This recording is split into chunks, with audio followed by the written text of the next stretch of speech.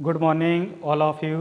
श्री नंदीश्वर विद्यालय द्वारा संचालित ऑनलाइन क्लासेस में आपका हार्दिक स्वागत है। पिछले वाले वीडियो में हमने लेसन 4 कंप्लीट किया था। आज हम लेसन 5 शुरू करते हैं। इस चैप्टर का आपका नाम है अर्थमेटिक प्रोग्रेस। अर्थमेटिक प्रोग्रेस क्या होती है, सबसे पहले आपको ये मालूम होना चाहिए। तो अर्थमेटिक प्रोग्रेस को हिंदी में हम बोलते हैं एक समांतर श्रेणी। समांतर श्रेणी मतलब आपका ये जो क्रम है वो बढ़ता हुआ होना चाहिए, ठीक है। बढ़ता हुआ असेंडिंग ऑर्डर में या डिसेंडिंग ऑर्डर में भी आपका हो सकता है। असेंडिंग ऑर्डर यहाँ पे पता कैसे करेंगे, यहाँ पे पता हम कॉमन डिफरेंस के थ्रू इसका पता करेंगे कि आपकी ये समांतर श्रेणी है या नहीं है। तो इसका पता हम कॉमन डिफरेंस के द्वारा करते हैं कि ये एपी है या एपी नहीं है। तो इसको अर्थमेटिक प्रोग्रेस को हम शॉर्ट में लिख देते हैं एपी। तो यहाँ पे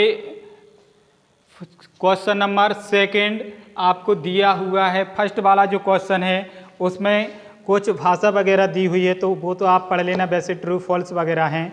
इसका 2 नंबर का जो क्वेश्चन है उसमें आपको लिखा हुआ है right first 4 term of AP when the first term A and common difference D.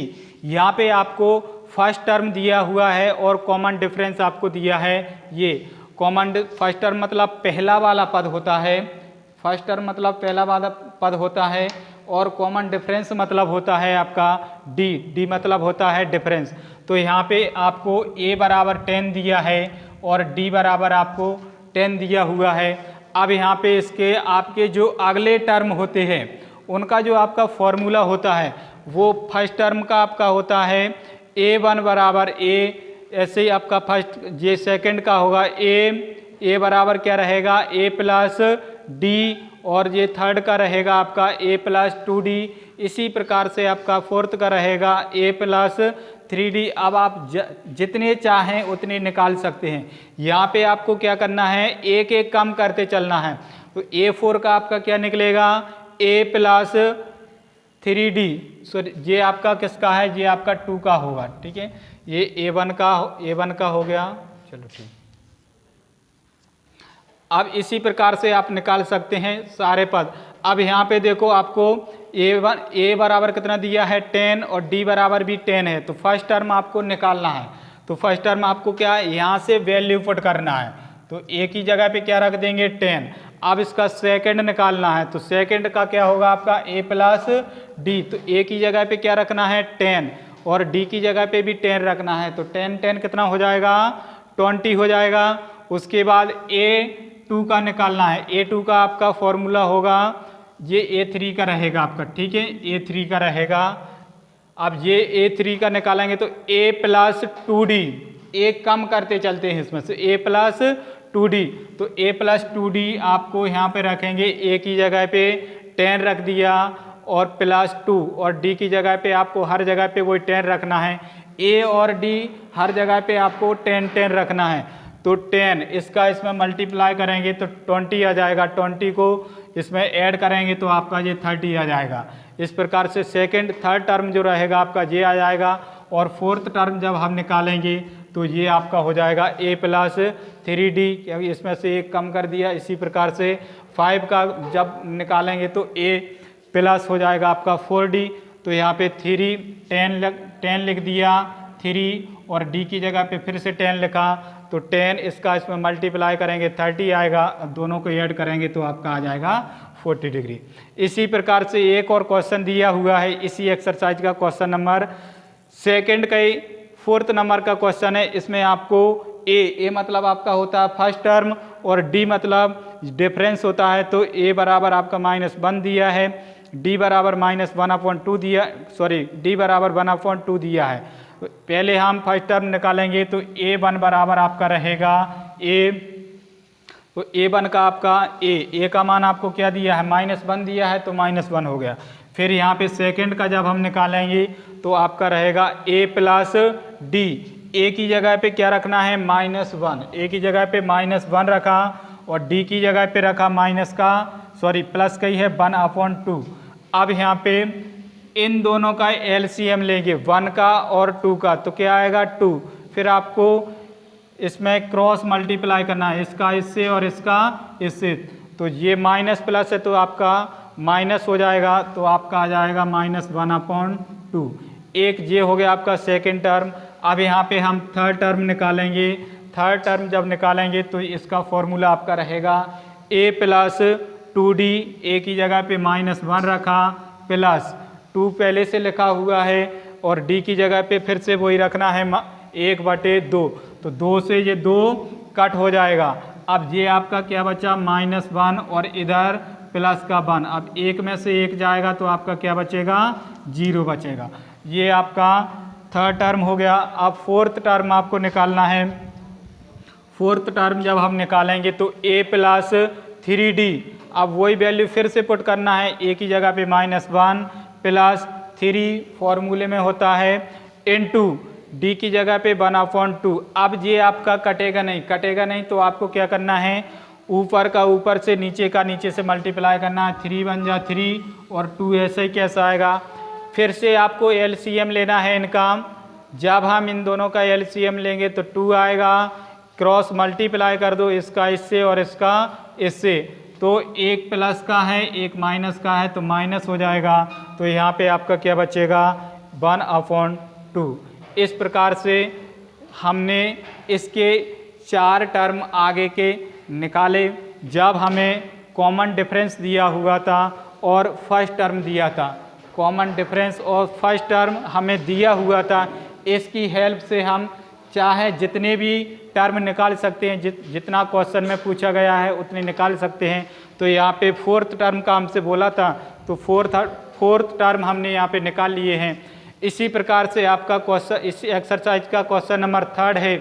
इसमें लिखा हुआ है which of the following in AP, कौन सा आपका एपी में है, और अगर एपी में है तो उसके आपको फाइंड आउट 3 टर्म, आपको नेक्स्ट आगे के 3 टर्म निकालना है।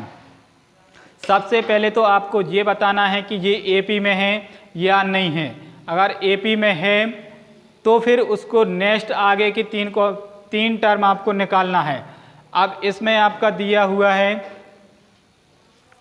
ये 3 सीरीज आपको दी हुई है, 3 1 -1 -3 डैश करके, और भी आगे है आपका बताया नहीं है। इसमें तो हमें केवल फर्स्ट टर्म और कॉमन डिफरेंस बताना है। फर्स्ट टर्म जो पहली वाली संख्या है वो फर्स्ट टर्म हो जाता है, तो पहली वाली संख्या इसमें क्या है 3 है, तो a बराबर आपका क्या हो जाएगा 3।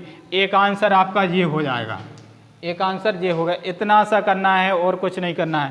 पहली वाली जो संख्या है वो आपकी हो जाती है a, और डिफरेंस कैसे निकालते हैं, डिफरेंस हम इससे मतलब a2 में से a1 घटाएंगे, a2 में से a1, तो 1 में से हम यहाँ पे इसका फॉर्मूला रहेगा a2 - a1,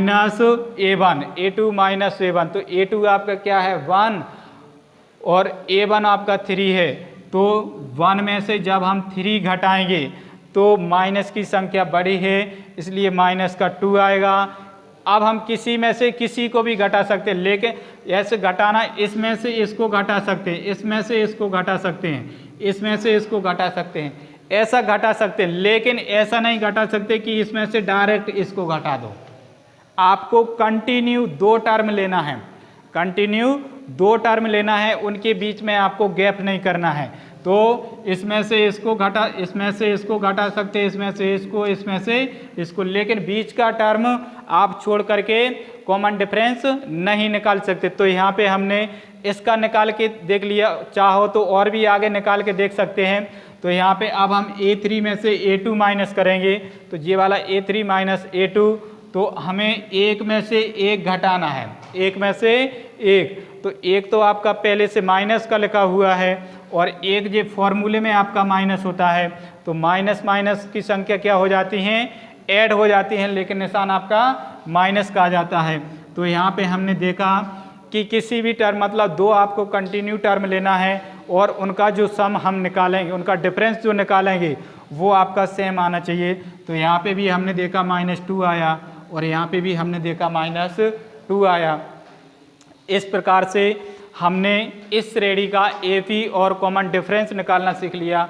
अब इस एक्सरसाइज का क्वेश्चन नंबर 3 है, ये वाला 3rd नंबर का क्वेश्चन है, 4th नंबर का क्वेश्चन है, 4th नंबर का क्वेश्चन है। इसमें आपको इसमें बताना है, फर्स्ट टर्म आपको बताना है, कॉमन डिफरेंस निकालना है और अगर कॉमन डिफरेंस सेम